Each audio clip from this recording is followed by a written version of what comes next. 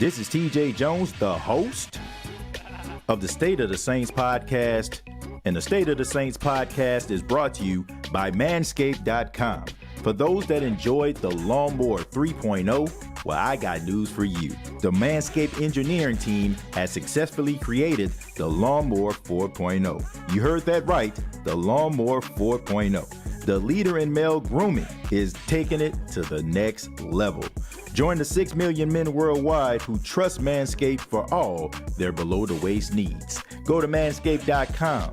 Use the promo code STATEOFSAINTS, and you will save 20% off on the Lawnmower 4.0 as well as other Manscaped items. That's manscaped.com.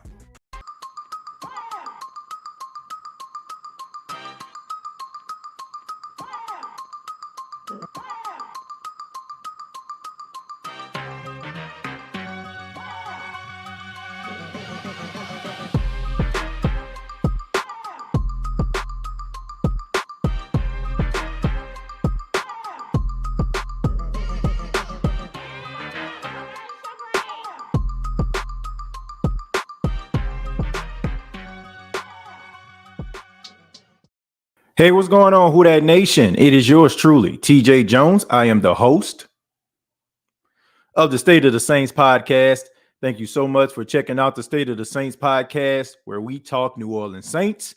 And Saints fans, it is game day, and we're live here on the State of the Saints podcast to break down the Week 3 matchup. The New Orleans Saints headed to Charlotte, North Carolina to take on the Carolina Panthers on today. And I'm extremely excited about this because we all know when the Saints lose, it seems like it's a very long week. And, it's good to get these guys back on the field, especially from last week when you watched the game where the Saints had it until about 7 minutes left in the fourth quarter. And then all of a sudden the game kind of pulled away. And there was a lot of things that went wrong. And then, of course, there's overreaction all week long. We need to bench this person. We need to cut that person. We need to replace this person with this person.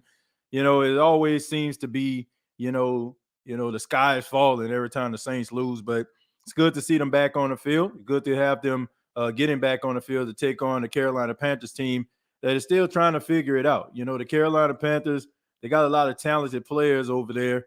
And, Matt Rule seems to be on the hot seat a little bit. The Carolina Panthers fans that I talk to seem like they are very disinterested and very disheartened by what this team was supposed to be and what it looks like. But the New Orleans Saints can't take this lightly. The Carolina Panthers play the New Orleans Saints really hard. If you look at the overall record, I mean, they really neck and neck. I think maybe the Carolina Panthers had like a game lead over the New Orleans Saints. So these teams throughout history have really battled it out, for the NFC South. And for me, these two teams have been the class of the NFC South. We know about the Carolina Panthers being the first NFC South team to win back-to-back NFC South titles. And then you have the New Orleans Saints, who've won consistently, the NFC South titles, I want to say 4 years in a row. So these teams have been a class of the NFC South. And anytime they match up against one another, they want to beat each other. And then not to mention, this is a division game. The Saints losing on last week. You can't afford to lose another game within your own division, because then you'll find yourself playing catch up and you'll be third in the division. And then you have to find yourself trying to be desperate, going across the pond to take on the Minnesota Vikings. and you got to be able to get this win. You got to get this win because it's going to be an even longer ride across the pond if you have to go out there and take on the Minnesota Vikings coming off 2 straight losses. But let's go ahead and look at the tail of the tape, man. Let's look at the tail of the tape when you talk about these two teams. You got the Carolina Panthers, been pretty, pretty formidable. They kind of sputtered a little bit in the first halves of games, and then all of a sudden, they have fought themselves back. That game versus the Cleveland Browns, it started off a little ugly, and then the Carolina Panthers came roaring back, no pun intended, and they end up losing, on a late game field goal by the Cleveland Browns. And then against the New York Giants, that game was pretty tough. It was a good defensive matchup. You had Brian Burns, the linebacker of the Carolina Panthers, had 2 sacks in that game. It wasn't like Daniel Jones lit it up. And, there was some things that the New York Giants did towards the end of the game that got them the win. There was some questions about the quarterback position, of course, with Baker Mayfield. He only had 145 yards. For the most part, Christian McCaffrey was held in check before that long run that put him over 100 yards. But the Carolina Panthers are a really tough team. And I want to let every Saints fan know, if you think that just because they said that the Carolina Panthers have lost 9 straight regular season games and they don't know what they're going to do with their coach, and it seems like the organization is in limbo right now, you're sadly mistaken if you think the Saints just going to walk in here and just get a win. They're going to have to earn this. And you earn it, in my honest opinion, by doing something that you have been doing really well over the last couple of weeks, and that's running the football. The Saints have averaged 6.4 yards average. 6.4 yards average as a running back group over the last 2 weeks, right? To me, you need to run the football. Not because even the fact that you're actually being good at running the football, but the fact that you're on the road, okay? You want to be able to take the crowd out of the game. You want to be able to take Carolina out of the game by imposing your will offensively. 6.4 yards a carry is very, very good. And not to mention, according to Ian Rappaport, it looks like Alvin Kamara is going to be playing in this game. So Alvin Kamara, who was out last week with the rib injury, is going to give it a go on today. Also, Jameis Winston is going to give it a go today. They said that he's going to start this game after dealing with, some of the things that he's dealing with the back as well as the ankle. But look, I'm going to be honest. Jameis Winston has sucked versus the Carolina Panthers throughout his career. This guy, he's had like 9 touchdowns, but he had 16 interceptions total and 8 fumble losses. So this is this is one of those teams that just seems like they have Jameis Winston's number. The New Orleans Saints offensive line have given up 10 sacks. Now, some people will say the offensive line hasn't been blocking. Some of those sacks, I would have to say, are on Jameis. Some of them are on the offensive line. Jameis has got to be able to get rid of the football, and he also has to be able to take what the defense gives him. This is going to be one of those games, in my opinion. They're going to be playing a lot of man-to-man coverage with the Carolina Panthers. They trust Dante Jackson, and they trust J.C. Horn. So to me, I think that you have to be able to rely on a guy, like a Jarvis Landry in this game. I think that when you talk about the outside, Michael Thomas, I think he's going to be able to get some catches, and Chris Olave going to be on the outside, maybe trying to take the top off the defense. But Dante Jackson can run. He has great vertical leap. He can go out there and he can run with the best of them. So if they try to get the ball over the heads of the defense, Dante Jackson can be right there. So they have to be very, very careful. To me, this is a tight end. This is like a Jawan Johnson, Jarvis Landry type game. And you have to get Jarvis Landry more involved in the game.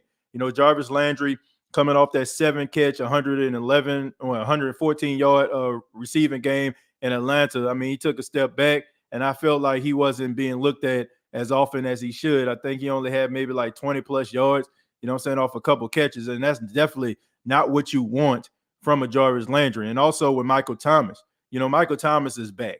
Michael Thomas is playing at a high level. There were times where I've seen Michael Thomas open the entire time, but it just seems like they wanted to go up top to Chris Olave. And I don't have any problem with that. But you have seasoned veterans that are capable of catching the football, that are able to get separation on these defenders, and you got to be able to utilize them. And also the Saints can't be afraid to go on some of these long drives. You got to be able to be patient. I know you're trying to put up points on the board. You're trying to be one of the top offenses in the league, but it's okay sometimes for you to go on those 9-10 play drives that may end up in field goals, or those 9-10 play drives that may end up in touchdowns. You got to be able to stay on the field, because to me, the defense has been on the field way too long. I mean, I'm looking at third down conversions over the last couple of weeks. Both teams have indeed struggled. I'm looking at the Saints on third down. They're 8 of 26. And then I want to say that the Carolina Panthers, I was looking at them, pulling up their stats now. They're 6 of 23. So both of these teams are struggling on third down. That means it's taking them a lot of time to be able to sustain these drives. They're not sustaining these drives, and they're putting their defense back on the field. And, they're, by the time is, they got a little Gatorade in their system going over a few plays. The next thing you know, they're out there. So you got to be able to sustain drives, and you do that by the running game. Look, I think that the Saints need to run this football. They need to be able to win. They got to be able to win in the trenches if they're going to win this football game. Also, you have to you have to try to neutralize Christian McCaffrey the best way that you can. Historically, no matter if we got Demario Davis, and I know people are very high on Pete Warner, who some of us feel like he's going to be the one chasing Christian McCaffrey around. But look, the Saints have struggled when Chris McCaffrey has been out here in the passing game, and I don't want to see that happen again. I think they need to neutralize this guy. And also, you got to be able to take away those playmakers. Robbie Anderson, who's able to stretch the defense. Guys like DJ Moore, who is more of that intermediate guy. You know what I'm saying? You got to be able to get physical with these guys if you're going to win this football game. Also, the offensive line, you got to protect Jameis Winston, dealing with these back injuries. Now he has an ankle injury and some other things that he's dealing with. You got to be able to keep him upright, but Jameis has got to get rid of that football. And you have to be able to practice ball security. As far as the defense of the New Orleans Saints, the defensive front, only 1 sack over the last 2 weeks. That's very unconventional to me. I think that this is one of the best defenses in football, but you got to be able to get home, okay? Week 1, I can kind of give you a little bit of a pass because Marcus Mariota's ability to be able to scramble and run after he doesn't see his first read, I give you that, all right? The RPO game, we know the Saints struggle with that, and you gotta kind of keep it honest because, of the speed of Marcus Mariota. But week 2 versus Tom Brady, you got to be able to get home on a guy that's a stationary target. Some people were talking about how quick he got the ball out of his hands. Okay, whatever. But you have to be able to get pressure. You got to be able to get Baker Mayfield off his spot. And we've seen over the last couple of weeks, if you do, there's a chance that he can turn the ball over, whether it's a fumble or interception. You have to make sure that you keep this guy very uncomfortable because Baker Mayfield is a very confident guy. And if he starts making plays, if he starts throwing the ball, if he starts scrambling for first downs, he's going to get in the back of his mind like, man, we can get these guys. We can take it. And I'm pretty sure even before all that happens, he's very confident, but he's even more confident when you're not getting pressure on him. He's able to stand strong in that pocket and deliver the football. So the Saints have to find ways, whether it's blitzing, whether it's sending somebody. You got to be able to get him off his spot. You got to be able to speed up that clock in his head, because if that happens, then that means that you're going to end up getting turnovers. And the Carolina Panthers, they're looking for turnovers too. This is the game right here where they probably feel like they're going to be able to get some turnovers. The Saints running game, Mark Ingram has fumbled the last couple of weeks. We've seen Jameis Winston fumble, even though the Saints got the ball back. So Carolina is looking for some turnovers, something that they have not gotten all season long. But they have been getting pressure on the quarterbacks. So the Saints offensive line have got to protect Jameis Winston, and Jameis has to make really good decisions. And, being able to take what the defense giving them, checking it down to Alvin Kamara, checking it down, to some of these receivers out here, that may be your second or your third read. But overall, I have the New Orleans Saints winning this football game, and it's going to be close. It's going to come down to a field goal, in my honest opinion. I got the Saints winning this game 23-20. I think that's going to come through some late game heroics. It's probably going to be one of those games to me where we're probably going to be a little frustrated as a fan base, which we always are, especially when they're playing against Carolina. But I think the Saints are going to eke out the win. You have to be able to start fast. I'm not saying by starting fast, that means you got to put up 21 points. But what I'm saying is you got to be able to start fast. All this garbage time stats and trying to come together in the fourth quarter. Look, bump all that. Okay, the Saints have to be able to start early. They can't just wait for their team to rev up and then all of a sudden you try to come through when the coverage is off. Okay, you got to be able to sustain some drives. And also, this is something that I want. Also, we talk about this guy a lot. As far as him flipping field, but Blake Gillikin need a better outing. Last week I think that probably was one of his worst games punting. I want to see him getting back to like flipping the field. Maybe like that game when they played against Washington last season, where he definitely was the player of the game, dropping that ball within the 10, 5, and the 4-yard line. Giving these teams very hard field position to be able to work down the field in order for them to generate points. So that's some of the things I would like to see. Now I'm going to go ahead and read some of your comments. We got 163 people here right now. I ask that you hit the like button. Let everybody know that you enjoy the State of the Saints podcast. But we're going to go with Ramsey. Ramsey says, and don't give Jameis Winston a short career. Basically, we're lying on Jameis Winston way too much. Yes, it's a proven deal. There's 31 teams that choose for. Excuse me. Look, Ramsey, I got to be honest with you. Look, I'm not sitting up here evaluating Jameis Winston's career based on every game that he plays, right? I'm just not.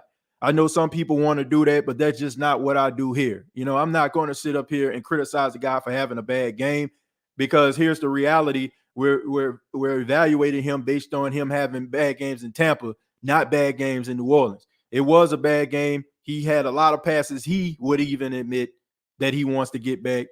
But I'm not going to sit up here and criticize a guy on every throw he makes and every mistake that he makes, because what's the point of that? What's the point of that, right? Like I don't understand what people get off at just saying the dude is terrible. Oh man, let's get him up out of here. It's just been one game in a Saints uniform. This guy's played, in a few games in a Saints uniform as the starter, and last week was the worst game that he played.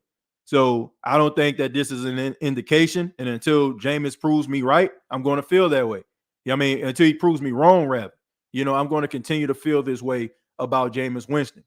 I'm going to give this guy a chance, because he is the quarterback of the New Orleans Saints, rather some of you like it or not. And this guy's arm is the determining factor if the Saints are going to be winning week to week. All right, you can wish all you want to. You can talk about bringing in Andy Dalton. You can talk about him not coming back next year and all that kind of stuff, but that is completely irrelevant. The Saints right now are under the leadership when it comes to the offense of Jameis Winston. So you have two options here, right? You can stop watching Saints football until you feel like, the Saints making a better decision, in your opinion, quote unquote, to bring in Andy Dalton, or you can continue to root for this team, rather you have certain reservations about Jameis Winston or not. It's basically your choice. That's the way I look at it. Yeah. Let me scroll down a little bit. Thank you, man. I appreciate that. Says, what happened? No one even knows what happened to you. I don't know exactly what we're talking about here. Who that family? Let's see. Facts. I'm gonna scroll down a little bit more, man. Derek says, come on, nation, hit that like button for your man TJ. Yeah, I agree, man. If you like the content, if you like the show, go ahead and hit that like button. Let me turn down this tablet. Paxton walks in the room with his tablet and he turns it up to the max every single time he comes in here. But but yeah, let's throw it down. Let's see. Well, you were greatly missed, Ghost. This is a completely different chat without you. Yeah, I ain't seen Ghostface, man. Glad to see you back, Ghostface. I ain't seen you in a while, man. I'm glad to see you back. It's good to see you, man. Hope everything's going fine. Stop criticizing Winston because of bad games. Well, look, people going to continue to do that regardless.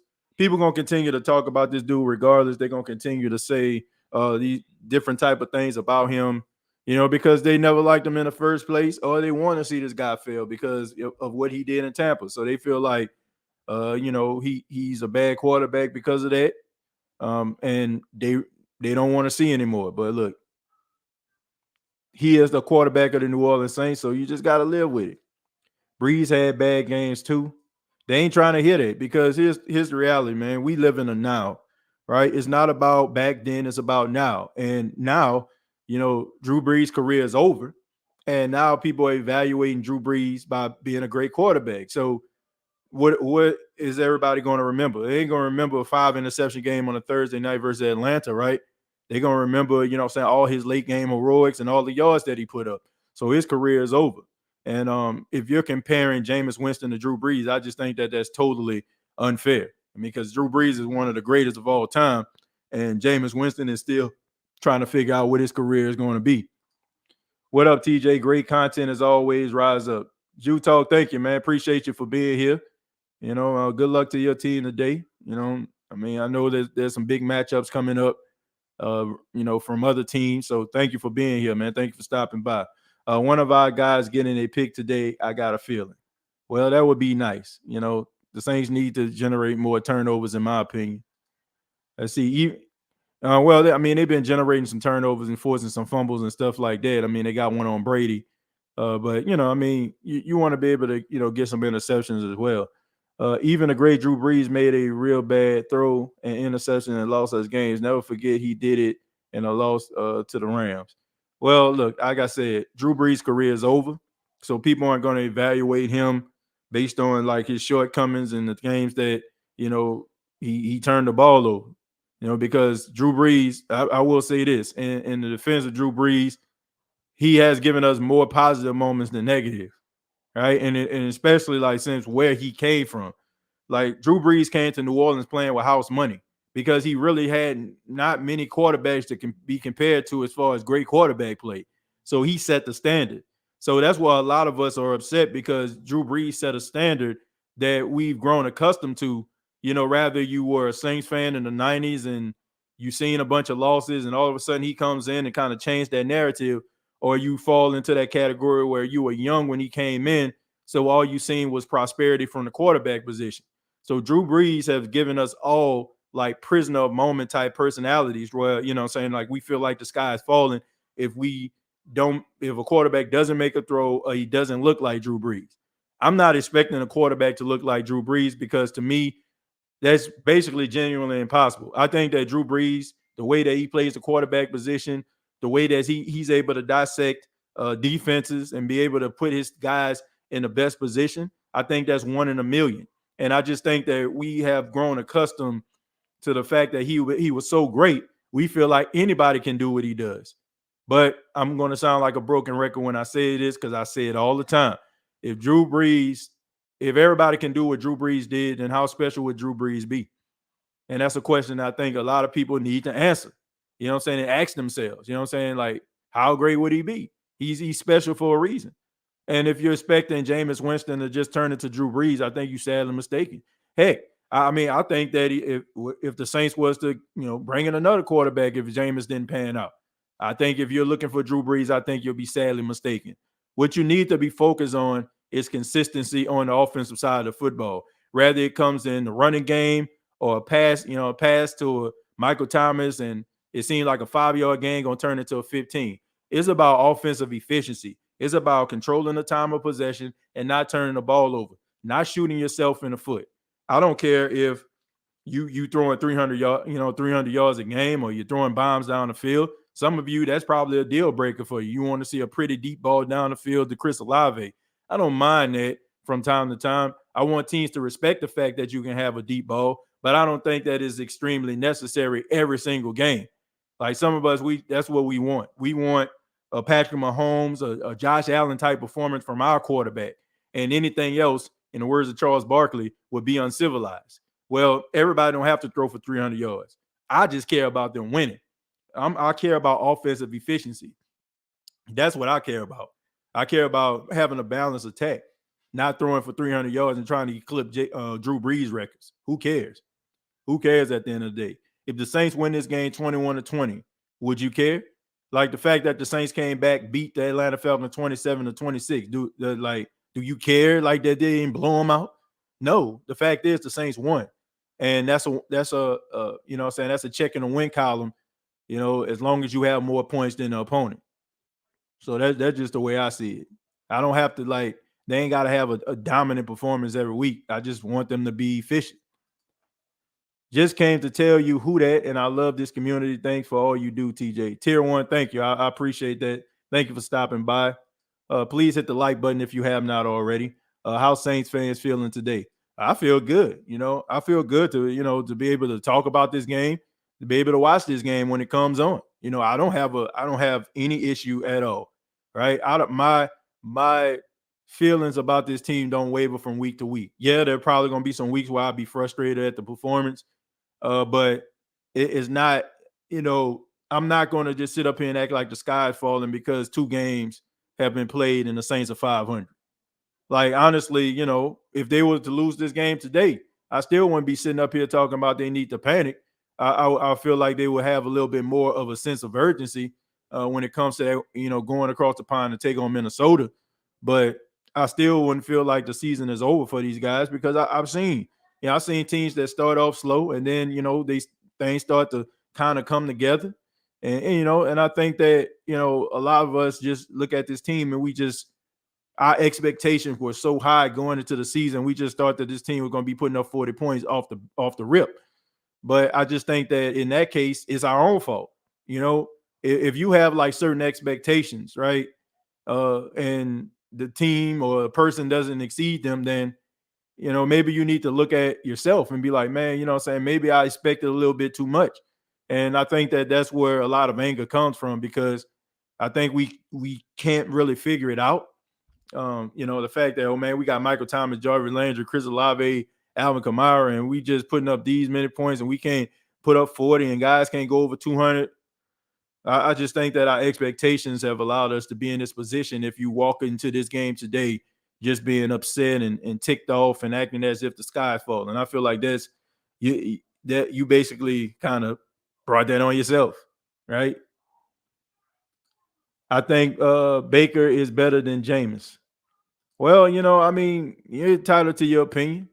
You're entitled to your opinion. I mean, I don't know. Both of these guys are trying to like rewrite their career and what the narrative is about them. They got a lot of similarities. Both were first overall picks. Both won the Heisman Trophy. Both, led their team. What I'm saying, to prosperity. What I'm saying, put up big numbers. Jameis had a national championship victory. Baker Mayfield played in the college football playoff. So I mean, these guys have had success on a collegiate level, and they were supposed to have success on the ultimate level, which is the NFL level. And if you're a first overall pick, that means that the organization that drafted you had high expectations for you. So there's a lot of similarities when it comes to that. But I just don't know. I think both guys have a certain skill set that can be beneficial.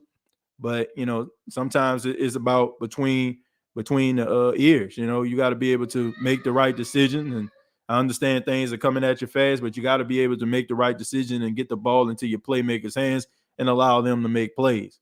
But I don't know if one is better than the other, to be honest with you. I mean, if we talk about arm talent or abilities, you probably got to get at to Jameis, but I don't think that either one of them, in my honest opinion, have really written a narrative about themselves just yet. Their careers are not over, so who knows?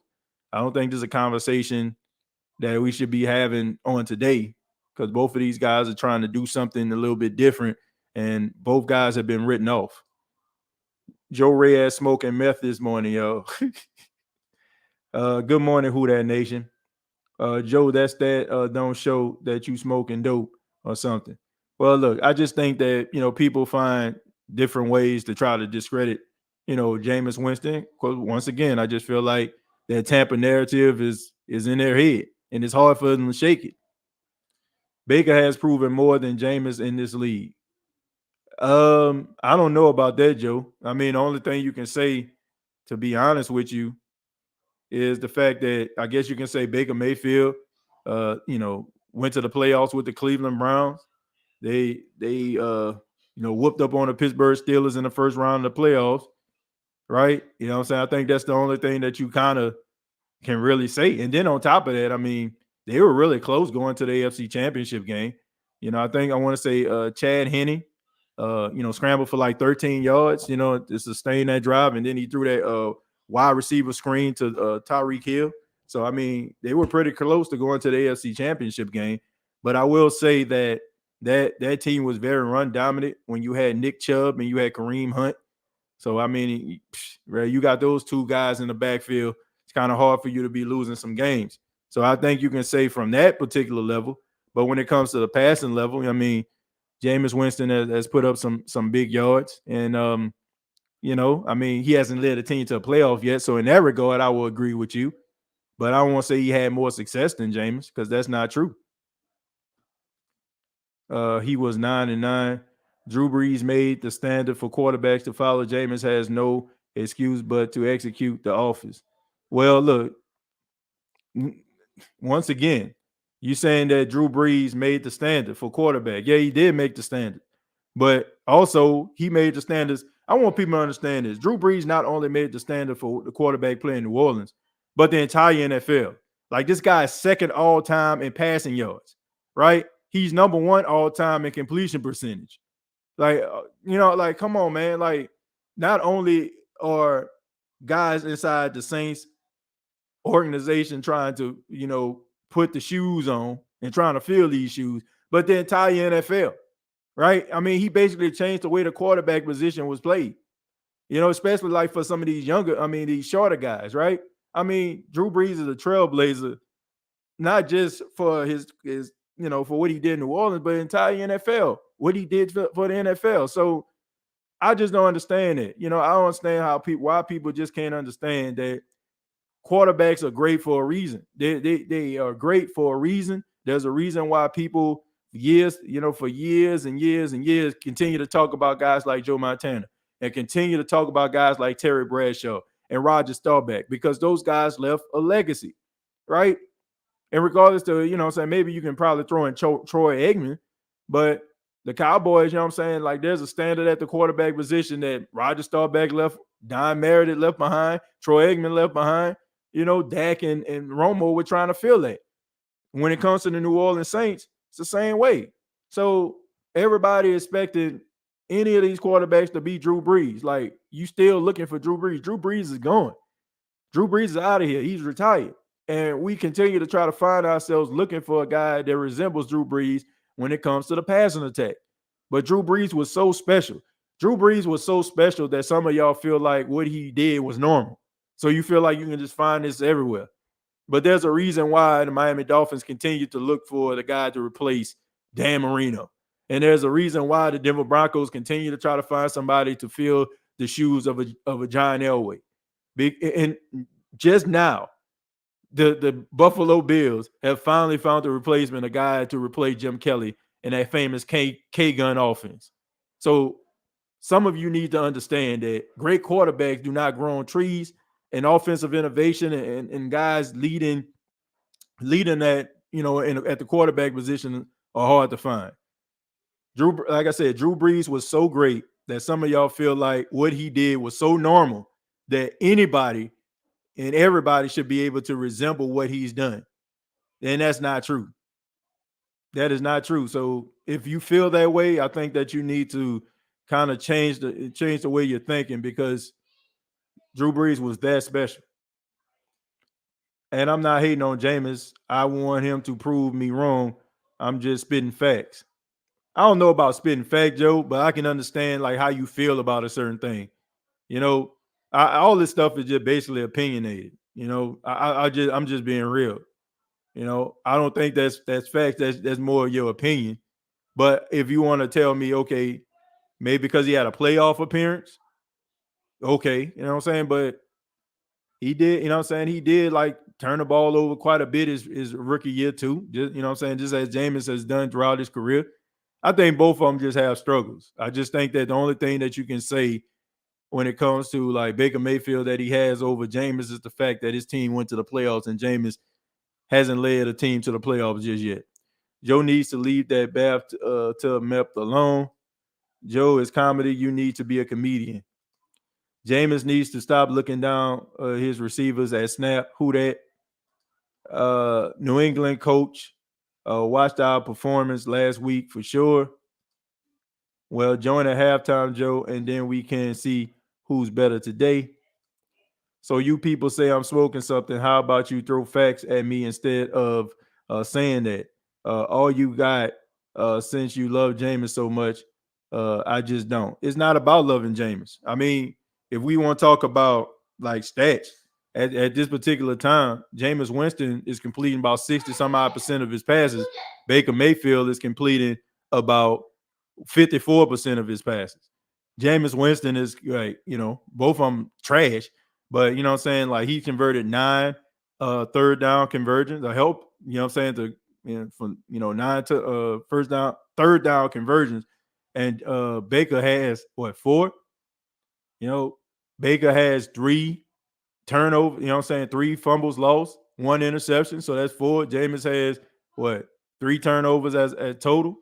So if we're talking about like who's better and who's playing at the quarterback position better, I mean, at this particular time, both of them leave a lot to be desired. But if we're talking about completion percentage, you gotta roll with Jameis, But if you want to talk to me about Jameis Winston, having led the team to the post, that's the only thing to me that Jameis hasn't done that Baker has. That's the only thing he does. That's the only thing he has done that Baker Mayfield has done. Why don't we attack the seams? All they do is use cover 2 against Jameis. The holes in the defense are there. Again, we need to hit the seams when they play that cover 3. Well, like I said, there was a few plays that he would want back, and I agree with you. You got to be able to attack the seams, and you got to be able to utilize the guys like Michael Thomas and Jarvis Landry. We lost against Tampa because turnovers and losing on third down. Yeah, I mean, it's kind of the same similar situation that happened in the divisional round. No more waiting. It's game day. Who that, Jerry? OG, God bless you. Bless you, OG. Let's see. Jameis didn't win those games. Our defense won those games last year. Man, are you kidding me? What about those 5? What about that 5 touchdowns versus Green Bay? What about that? What about the game versus the New England Patriots when he threw for 3 touchdowns?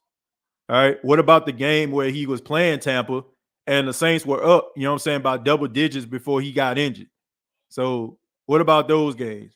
What about, like we're like I said, we quick to like come on, man. I understand. I get it. I understand that you may, he may not be your quiet taste. Like I understand that completely, but let's not like try to create this narrative that this dude is just, like this dude hasn't made plays in order to help the team win. He did it in week 1.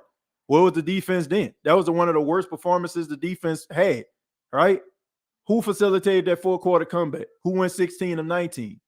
So let's not act like this dude is just like he hasn't done anything. Like the guy has done something, like he has, he has been an important part of the Saints winning football games. Let's not act like this is like on some Trevor Siemian type stuff, where you just kind of get hot in the 4th quarter or something and you look like slow. Like there's been games where he has been an integral part in the Saints winning those football games. So if you don't like him, then fine, but let's not just throw like trash. Jameis has averaged under 200 yards a game as a Saint. Who cares? Like, who cares? Like, that's the thing, man. Y'all fall in love with these big arms. Y'all expect a guy to have 400 yards of total offense, and that's cool. But did they win the game? Like, did they win the game? Who cares? Like, that's what I'm trying to, like, get people to stop thinking about. Like, who cares if a guy's throwing for 400 yards a game? Like, say that for the hot takes and the shock jocks out there. Like, I care about winning.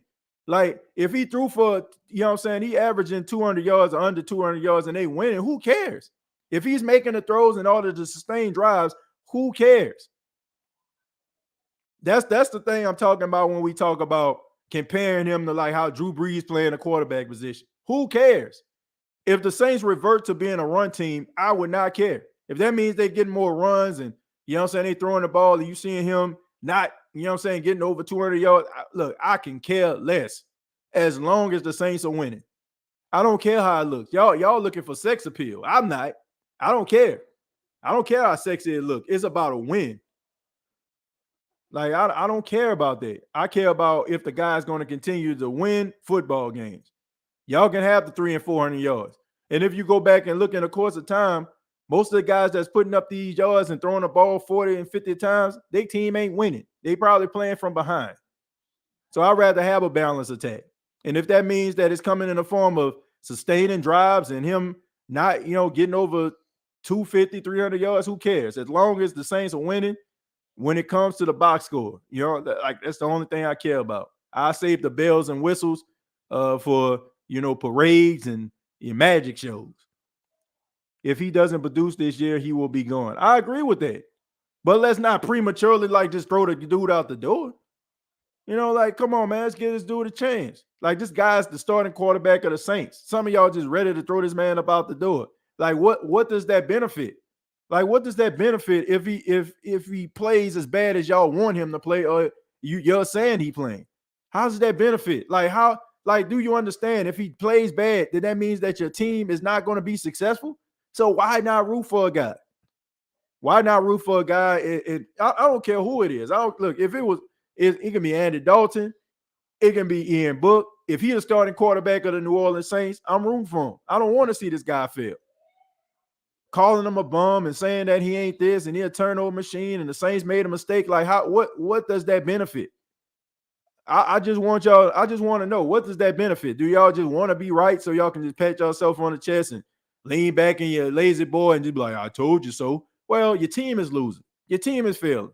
Who cares? Who cares about being right at that particular time, right? If somebody say, don't lean up against this button right here because it'll activate a bomb, and then all of a sudden, you lean back towards it or whatever like that, and then all of a sudden, shoot towards the last 2 seconds, you press the button and it stops. You're like, oh, well, I told you. You know what I'm saying? Yeah, you about to kill a bunch of people. You know what I'm saying? So why is it that people just care more about being right about Jameis than being wrong about him and watching your team succeed? I'm serious, man. I'm questioning some of y'all. I think that some of y'all, I'm gonna be 100% real. I think that some of y'all would rather be right about Jameis and watch the team fail than to watch him succeed and watch his team be successful. That's sad, bro. I'm serious. I think some of y'all would rather see him fail because you want to be right about him. Time management is important in football. I agree 100%, TJ. What up, TJ? Finally caught it live. B. Thomas, thank you for being here, man. Let's see. Have we ever beat the Panthers by more than 2 scores? I ain't got the memory. Yeah. Week 17 a couple years ago, they beat them 41-7. There's been times where they've been blowouts, but they've been few and far in between, and I don't think there's going to be a blowout today. Taysom didn't have a single turnover after that Dallas game. Go check the stats. So you're saying that Taysom Hill is the answer? I'm just trying to see. So you're saying that Taysom Hill is a better quarterback than Jameis Winston? Call me crazy, TJ, but I have a full trust that Jameis is going to get it together. We'll be fine. Ticks me off that so-called Saints fans are anxious for Jameis to fail to support their jacked up narrative. Pretty much. That was Trevor who lost those games. And it benefits no one to trash your team's players or demoralize them and plays get worse. And to be honest, I'm just being real. I don't understand it. I get no pride at telling you if a guy's not good or he hasn't played well. I get no pride in that. Some of y'all, I feel like y'all do. TJ, I saw we elevated DeMarcus Fields on the practice squad after putting Alante on. Our curious on your thoughts, opinions of him, if you are familiar with his play. Well, I've seen him play a couple of times. I'm pretty sure he's not going to be playing any snaps, on the defensive side. I think it's probably more on special teams. He's probably going to be a gunner. I don't want to see him out there. I mean, he was responsible for, if you remember, the Houston Texan game in preseason.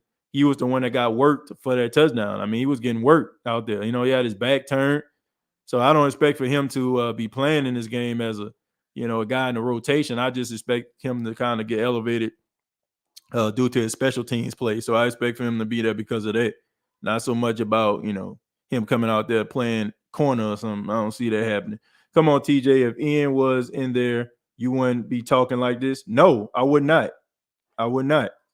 I wouldn't be talking like this. Because here's the thing. I would evaluate the guy and you know what I'm saying, talk about some of the things, but I wouldn't be sitting up here talking about, oh, this dude, you know what I'm saying, is trash, he ain't never gonna be nothing. You know, I at the time, you know what I'm saying, I was just doing that based on his play and him doing what he was doing in the preseason. And then on top of that, I knew he had no chance of being like the backup quarterback. It was already solidified. My thing about it is, I'm like, this dude isn't good enough to make the team. I was looking at it from that particular perspective. You know, like he was playing that bad in my opinion. But no, I wouldn't be sitting up here criticizing the dude and talking about him like that. You know, I always, you know, try to be as objective as I can about guys. I don't just sit up here and just rake them through the codes because you know I got an agenda that I need to create. No, I don't do that.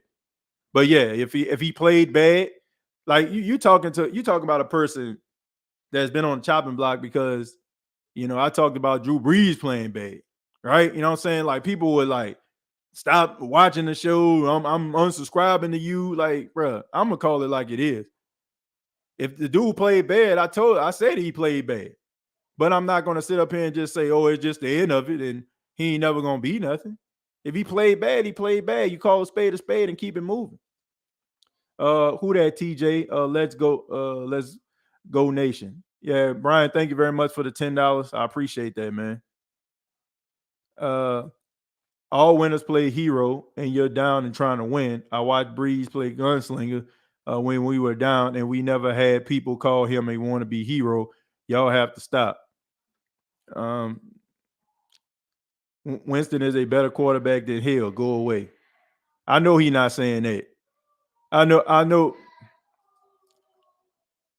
My cousin and friends are diehard Saints fans like me, but never wanted Winston from jump.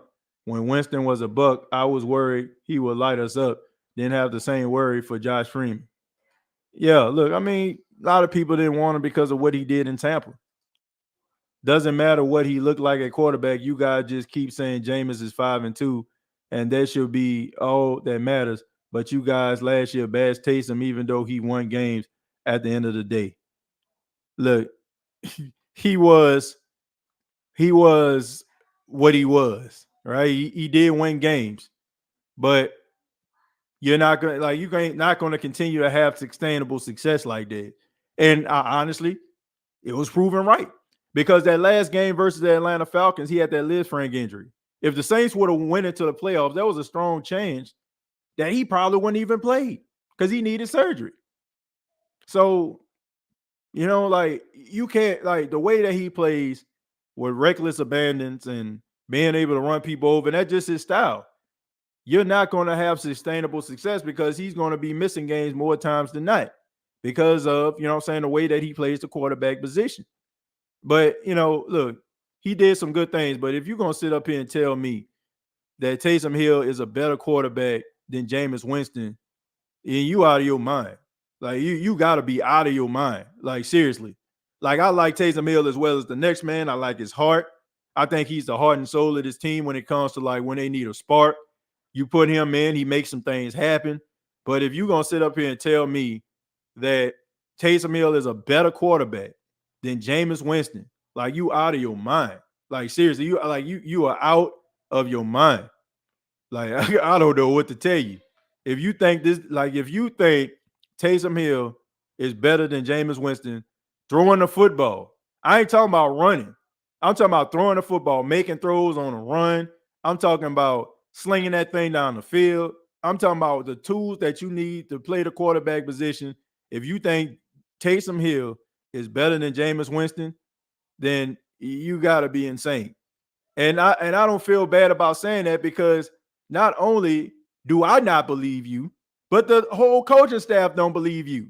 If that was the case, if they felt like he was just that leaps and bounds better at the quarterback position than Jameis, then somebody answer this question for me. Why is Taysom Hill under the position of tight end right now as we speak? And that's not coming from me. That's coming from the organization. The organization pretty much nipped that in the bud. If he was if he was closer to Jameis as you think, then why isn't he playing the quarterback position? Hey TJ, what's our answer for CMC and Lattimore? Well, look, for CMC, um, I just feel like, look, you got to be able to know where he is at all times. This is gonna be a tough game, man. It's gonna be a tough game for the New Orleans Saints and being able to keep up with Chris McCaffrey. I mean, even Demario Davis, I mean, he struggles versus Chris McCaffrey. Like he did last year. Zach Bourne, I mean, that's when we realized he wasn't nothing, you know what I'm saying, but a special teams guy.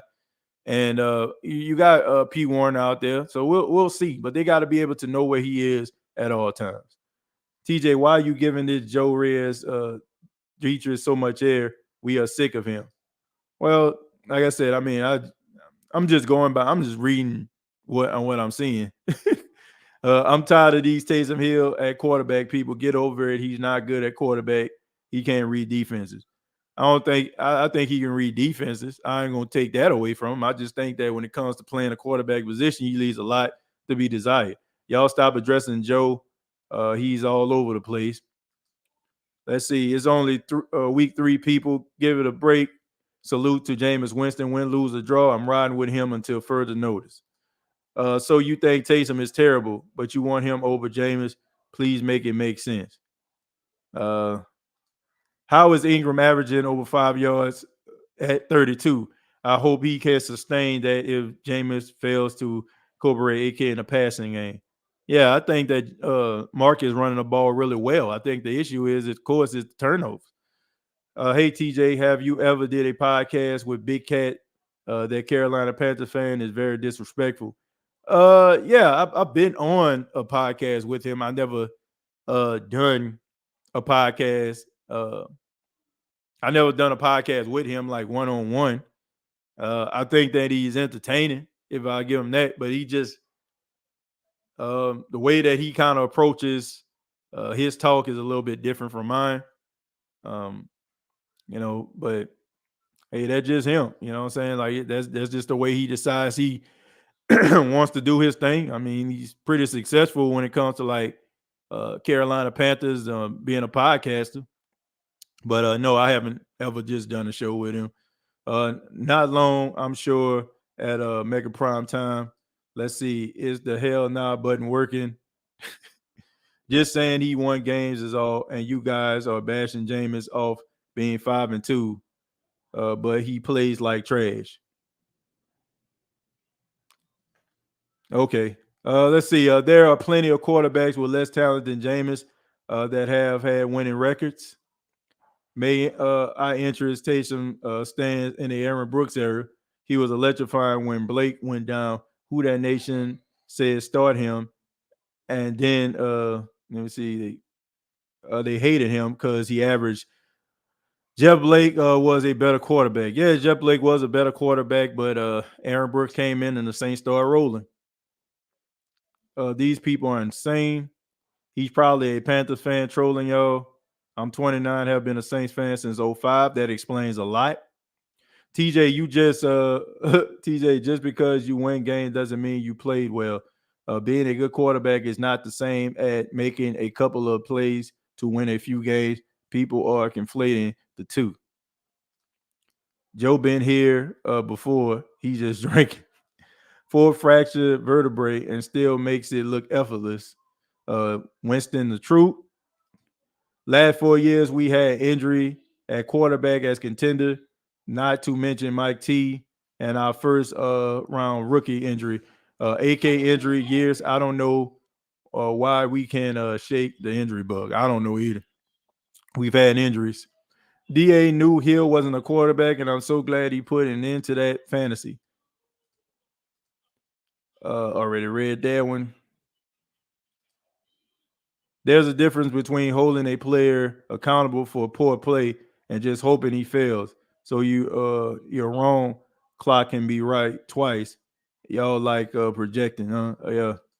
Let's see. Jameis back is fine. It's just pain tolerance, and he built to handle pain. His all season training helps with pain tolerance, even though folks laugh. Well, look, Super Nola TV.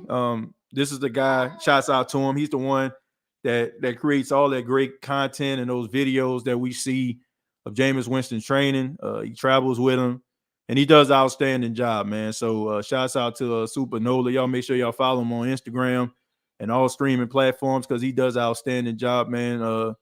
Covering and documenting Jameis Winston's rehabilitation success from the time like when he was actually training to be in competition with Taysom Hill. So shouts out to that brother. Continue to do really good work, man, and appreciate the quality of work that you do. Probably needed you yesterday when I was watching that Jackson State Mississippi Valley game on ESPN. Was an absolute disgrace. The sound quality was trash. The video quality was trash. Like, I'm serious, man. Like, the video quality of that game looked like something you'll watch on VHS. I was just waiting for the squiggly black and white line to go across my TV. That's how bad the quality was. And then the sound was so trash. I said the sound was almost similar to a walkie-talkie call in Vietnam. You know, we got Charlie all over. That's what it sounds like. You know what I'm saying? With trash. Like, they need to do better, man. And I see, like, I know we supposed to be talking about Saints, but it just kind of tricking me. The fact that I see some of these people that's graduated from these HBCUs, attend these HBCUs, talking like, man, well, at least we own ESPN. No, man. Look, we need to stop with the narrative of being happy at just getting crumbs that just dropped from the rich man's table, right? You know what I'm saying? It's like almost like that parable, right? You know what I'm saying? Like, you know, the beggar at the fence, right? If you read the Bible, you know, like, you know, he was just happy at getting the crumbs from the rich man's table. And this man didn't want to give him that. But some of y'all just excited about that. Like, I don't care. You know what I'm saying? Like, we need to have better standards than that. And that was just absolute disgrace, man, watching that on TV. That was horrible, man. That was straight up horrible. And I don't care what HBCU you went to. And it's not just that Jackson State Valley. I've seen Grambling, you know, and when they played, I mean, it looked terrible, man. Them dudes sound like they was recording in an apartment somewhere, in a 2-bedroom apartment, or hell, even the efficiency or something. I don't know, where everything just in a wide open space. That's sad, man. I'm not going to accept that. You ain't about to tell me that you can't send better camera crew and you can't send better sound quality. They just don't want to. From the streams always going out, always having technical difficulties. How many technical difficulties you see in a Clemson game or Alabama game? Hell, if you want to go a little low, in a Vanderbilt game. So miss me with that stuff right there. I'm sorry, folks. I know this is a Saints show, but I'm a graduate of HBCU. I went to Jackson State University, and I know a lot of HBCU graduates and attenders of HBCUs are watching this right now. We need to do better because I can't accept that bull right there. That was trash. Absolute trash. That's all I need to know about Joe. You wet behind the ears to understand the struggle of the truth. Yeah, pretty much. Let's see. Should the Saints bring back Janoris Jenkins for depth in the secondary? That wouldn't be a bad idea. That wouldn't be a bad idea. I mean, we know that he like playing here, and definitely, you know what I'm saying? Like if he can fill that role, and I know that he can, you know, I think that would be a good. I think that'd be a good thing. The video quality was so bad for that JSU game that I couldn't watch it. I mean, it was, man, my goodness. I was embarrassed. Let me see. Foles, Matt, Jimmy G prove you can win or have a team in contention with good roster. I believe Winston can do the same with this one. People are under the illusion that every single elite quarterback guarantees a Super Bowl ring. That ain't true because Drew only got one. Aaron Rodgers only got one. If I'm not mistaken, Patrick Mahomes, I mean, he only got one. Am I mistaken?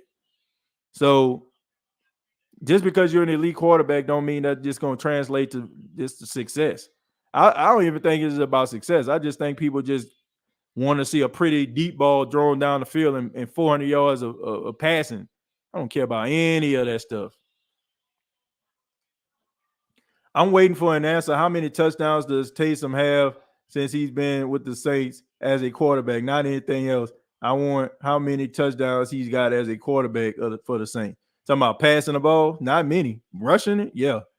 TJ woke up choosing knowledge. Hey man, you got to be able to use some level of logic. LSU ESPN video was bad also. Man, they need to do better.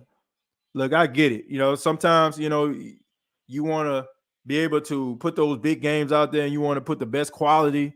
And I'm not expecting them to, to have like the same type of quality as a national championship or a bowl game. But God dog, man, can we at least have two cameras? Right? Can we at least have two cameras? Can we have some better quality on the field? Like, even like with the referees. Like referees, and you know what I'm saying? Like speakers don't be working. It's like this every game. It's like this every game. I don't get it, man. Like how they just send a bare minimum and we just okay with that. I'm not okay with that. I don't want the bare minimum of nothing. I don't care what it is. I want quality. Like I feel like that's insulting. Like man, if I don't know, if you invite somebody over for dinner, what I'm saying, like, man, I want you to come over for dinner. We gotta have a good time. And like I'm just saying, if you're courting somebody, right? Guy, what I'm saying? You invite a lady over to your house for dinner, and then you come through with some ham and cheese sandwiches. You know what I'm saying? Like come on, man. Like, step your game up. Ain't nothing wrong with ham and cheese. I had that the last night. But I'm just saying though, man, when you trying to like impress somebody or make somebody understand, like, okay, man, I'm putting some thought into this thing. You ain't about to just pull out no ham and cheese sandwiches. But some of y'all probably do. That's probably why you ain't get a second date. But I'm just saying, you don't want to pull out the ham and cheese. You can pull out the ham and cheese sometime, but there are ham and cheese moments, right?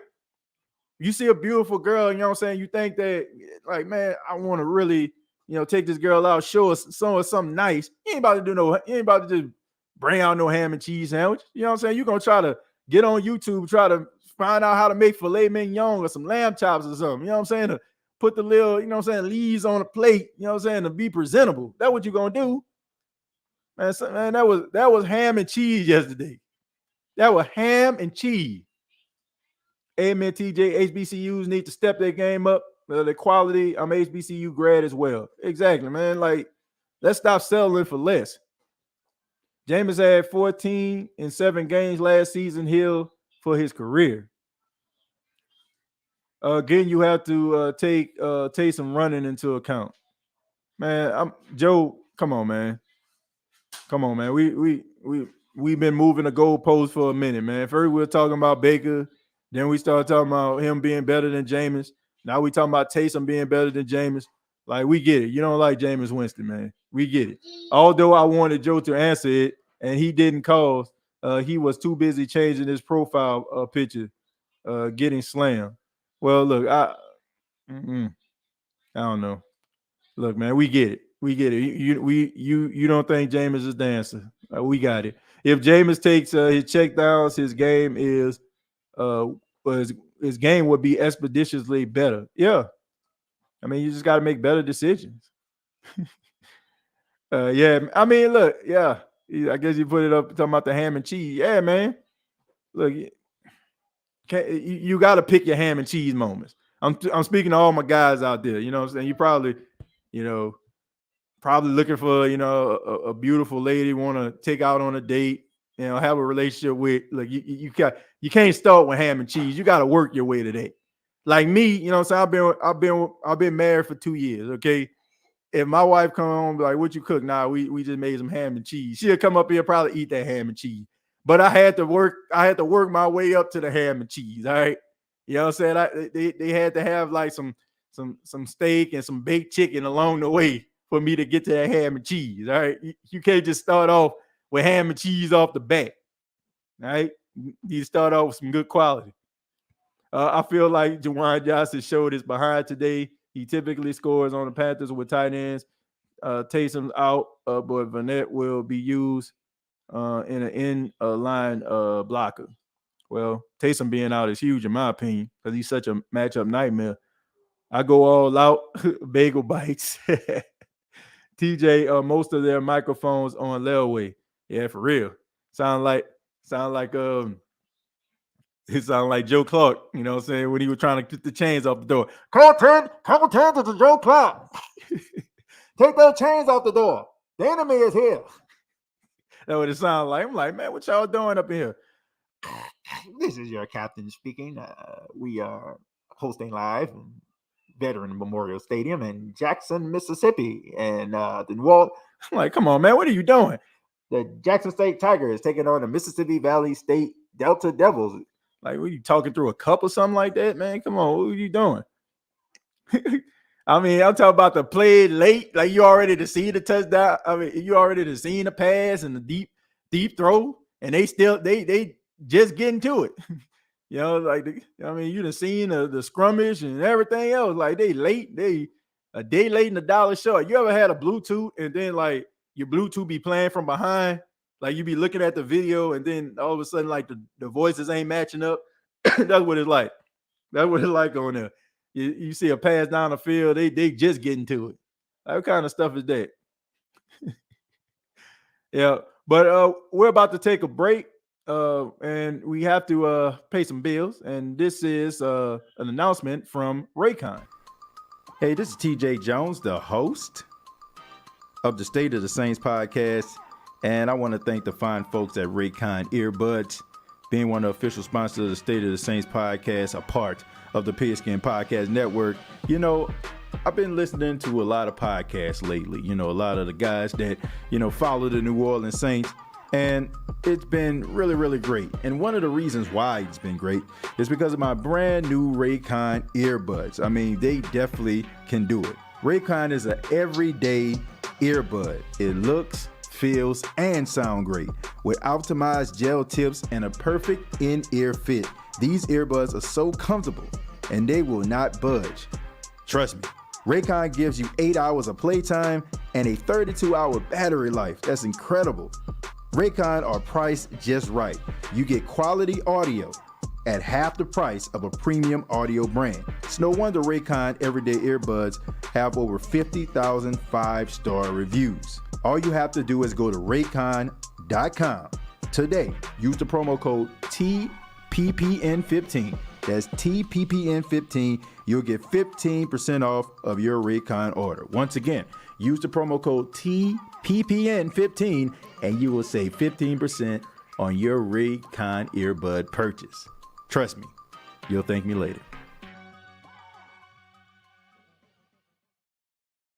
We're back here on the State of the Saints podcast where we talk New Orleans Saints, and we were talking a little bit about the Saints Carolina Panthers game, week 3. Also just reading some of your comments. I ask that you hit the like button.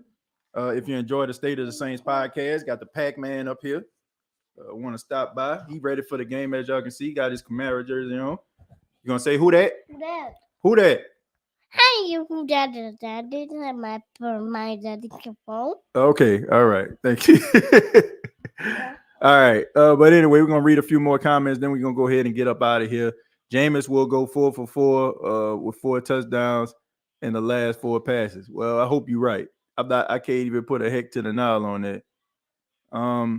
Let's see. TJ, you're right. A lot of these people rather have their bias and narratives validated than to see a guy succeed. Classic hating. Yeah. It's the east side for they side. We be like this.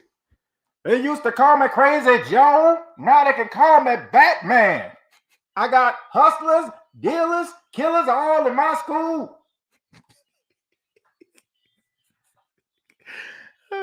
Yeah, man. Colton, this is Joe Clark. My wife bought that for here you go, buddy. My wife bought this walkie-talkie. I don't want you to hit the siren. I'm gonna put this right here. He'll be somewhere to hit the siren for the show. But yeah, my wife bought this like for Christmas last year. So I was like, man, that just made me think we was talking about Lean On Me. I was like, man, let me see where that walkie-talkie at. But yeah, man, that's what the quality of the game sounded like the other day. It was pretty bad, man. It was pretty bad. But I'm about to go ahead and head up out of here. Thank you all for checking out the State of the Saints podcast. My final thoughts is very simple. Control the time of possession. Let's make sure that we reduce the amount of turnovers in the game. Let's make sure that we focus on ball security and sustaining long drives. Also, you should be able to get pressure on Baker Mayfield. I mean, it's not going to be easy. The offensive line of the Carolina Panthers are okay, right? But you should find ways to be able to get some pressure, get him off his spot. Also, you have to be able to neutralize Christian McCaffrey. I want a little bit more of sound tackling from the New Orleans Saints. The safeties have done a good job. I'm talking Marcus May and Tyrann Mathieu. They've done some really good jobs when it comes to the tackling and helping and run support. Let's get back to what the Saints do best, is stopping the run. I feel like that 145-yard total rushing is a little bit conflated due to the fact of how Atlanta played them. So I think they're a much better run defense than people give them credit for. So let's get back to like stopping the run and neutralizing Christian McCaffrey. And on the offensive side of the ball, once again, take what the defense gives you. Make this a big game for Jarvis Landry because I feel like he will be the one that probably will be winning his matchups more times than not. And let's just try to get out of here with a W. I'm kind of happy that the New Orleans Saints are playing away because for the last couple of years, they've been playing really good away more so than at home. So hopefully they can continue that trend in order for them to get this win before they head across the pond to take on the Minnesota Vikings. But we will be back, of course. The State of the Saints podcast gives you wall-to-wall coverage when the Saints play. This Week 3 prediction game is going to be exciting, and I look forward to an exciting matchup. And also, we're going to be announcing on the review show the winner of the Manscaped Ultimate Smooth Package here. We're going to be announcing that person. My wife, saying shouts out to her. She's the one that's going to do the drawing, and we're going to decide who's going to win. It has absolutely nothing to do with me. I'm just going to pick the people that had the right answer, and she's going to go ahead and pull some of those names. Like I said, there's no particular order because I haven't drawn just yet. I'm going to do that before the game, and then I'll announce who's going to win after the game. I'll make sure that I do that. So you still have time, and the question was, who was the first Saints player to score a touchdown in the 2021 season last year versus the Green Bay Packers? So if you know the answer, go to State of the Saints at gmail.com. That's State of the Saints at gmail.com and submit your answer there. We got a few people that already answered the question. Like I said, what we're going to do is give people some time, probably answer the question. We're going to do it old school style. We're going to put the names in the hat, and she's just going to, decide, she's just going to pull one out. And that's how we're going to end up deciding who's going to win. All right. But thank you so much for checking out the State of the Saints podcast. I ask that you hit the like button, subscribe if you have not already. Previous episodes available on iTunes, Spotify, iHeartRadio, and Anchor FM. And I hope you all enjoyed the game. We'll be back with you for the halftime report here on the State of the Saints podcast, where we talk New Orleans Saints. Till next time, all I got to say is, who dat?